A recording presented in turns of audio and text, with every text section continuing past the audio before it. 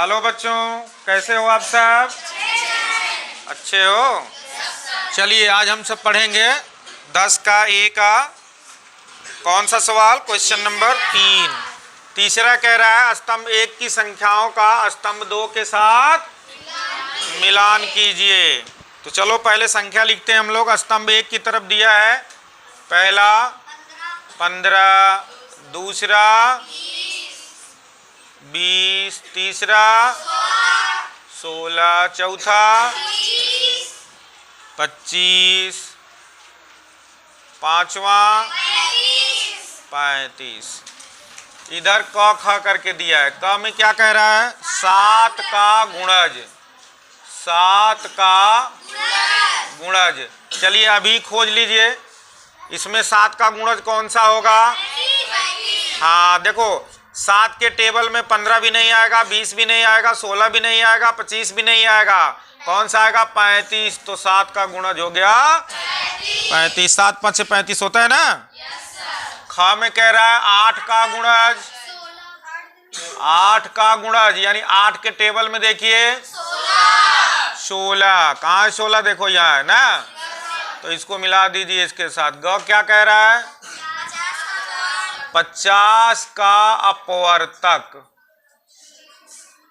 अपवर्तक यानी 50 को कौन कटाएगा भैया? 25। 25 को लगा दीजिए घ। 30 का अपवर्तक,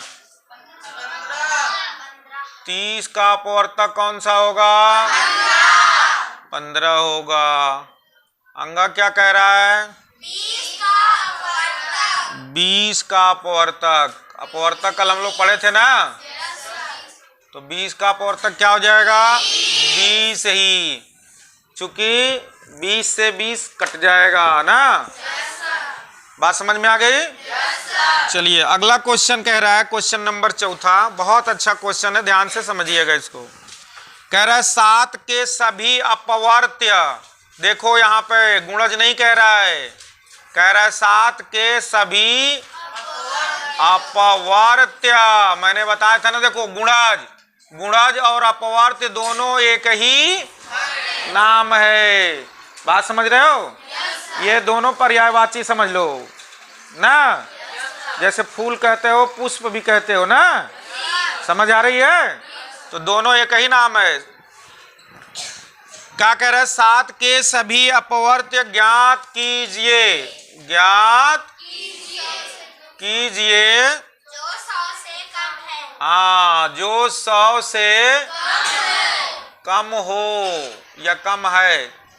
अब देखो 100 से कम, मैंने कल बताया था कि अपवर्त्य जो होगा या गुणज, दोनों एक ही नाम है, यह अनंत होगा।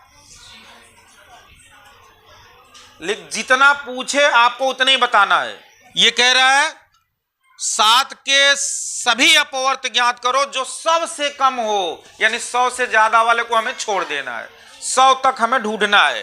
तो चलो 7 का एक अपवर्त्य 7 होगा, दूसरा 7 दूना 7 त्रिका 7 चौका 7 पंचे 7 छक्का 7 सत्ते 7 अठे 7 नवाई 7 दहम में 11 सत्ते, हाँ 11 सत्ते 77, 12 सत्ते 84, 13 सत्ते 96, 14 सत्ते 98 और 15 सत्ते 105 ज्यादा हो गया। देखो 100 से कम ही होना चाहिए, तो ये नहीं करेंगे आप। 100 से कम 98 तक, कहां तक? तो ये सभी अपवर्त्य हैं इसके, ठीक है? बात समझ में आ गई? आगे बढ़ा जाए? चलिए आगे बढ़ते हैं हम लोग। तो इसको मिटा दें। चलिए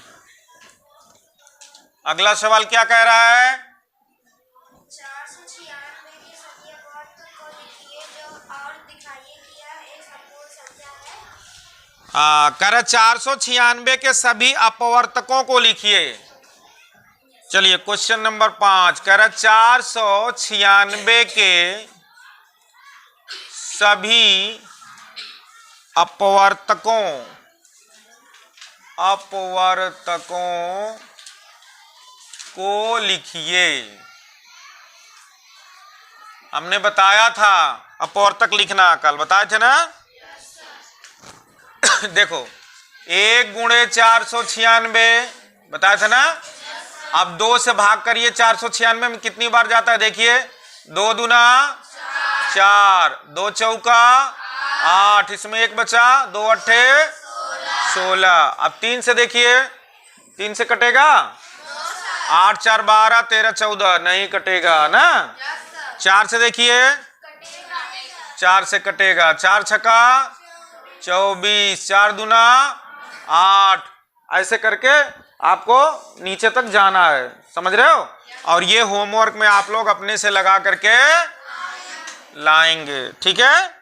और एक सवाल और है इसमें, रिक्त स्थान को भरना। आप लोग इसको भर के आइएगा, कल हम लोग पढ़ेंगे भाज्य और अभाज्य संख्याएं, ठीक है।